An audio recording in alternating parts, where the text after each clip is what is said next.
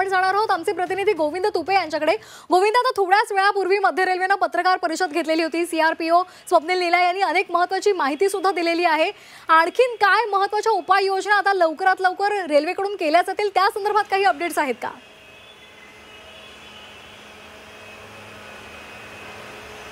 नक्कीच एकूण रेल्वेकडून उपाययोजना ज्या केल्या जात आहेत त्याचा पाळा रेल्वेचे जे हे आहेत आणि या सगळ्यामध्ये सगळ्यात महत्त्वाचं त्यांनी सांगितलं की 10,000 कोटीची प्रकल्प मुंबईमध्ये रेल्वेचे सुरू आहे।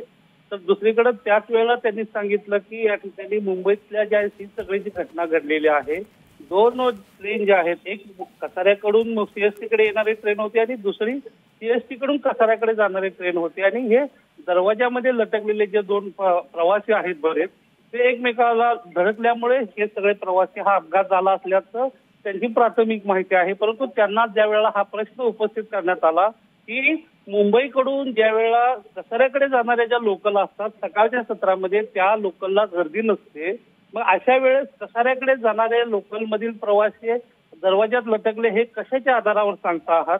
त्यावेळेला त्यांच्याकडून सांगण्यात आलं की आम्हाला मिळालेल्या माहितीनुसार आम्ही बोलतो आहोत। नक्की ही घटना कुठे घडली, प्रवाशांना किती वेळात या ठिकाणी मदत मिळाली, याबाबत अजूनही मध्य रेल्वेने कुठलाही खुलासा केलेला नाहीये।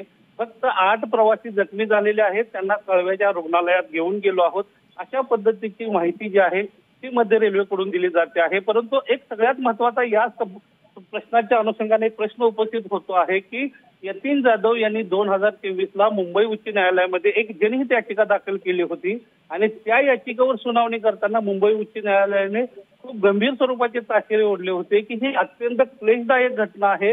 मुंबईतील लोकलमध्ये प्रवास करणाऱ्या प्रवाशांना जनावरांसारखे प्रवास करू नका, त्यांना वाहून घेऊन जाऊ नका, तातडीच्या उपाययोजना करा असे निर्देश मुंबई उच्च न्यायालयाने दिले होते।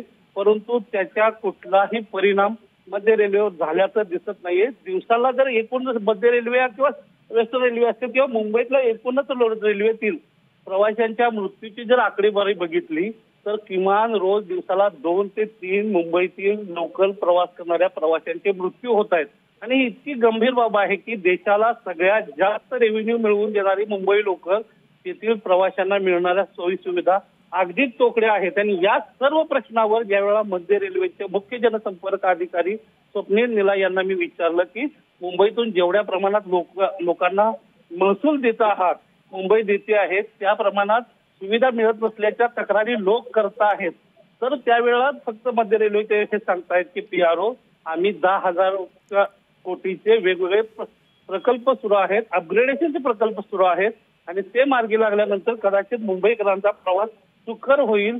परंतु त्यांना एक सगळ्यात गंभीर प्रश्न विचारला की या घटनेला तुम्ही जबाबदार कुणाला धरता, की या लोकांची चूक आहे की रेल्वेची चूक आहे? त्यावेळेला मात्र त्यांनी हा प्रश्न जाणीवपूर्वक टाळल्याचं पाहायला मिळालं की कारण का याबाबतची आम्ही चौकशी करू आणि त्यानंतर आम्ही यावर भाष्य करू, अशा पद्धतीची जी भूमिका आहे ती मध्य रेल्वेच्या पीआरओने घेतलेली आहे। परंतु 8 ते 9 लोक एकाच वेळेला एकाच ठिकाणी पडणं आणि अशा पद्धतीने ही घरातली अतिशय दुर्दैवी अशी घटना आहे।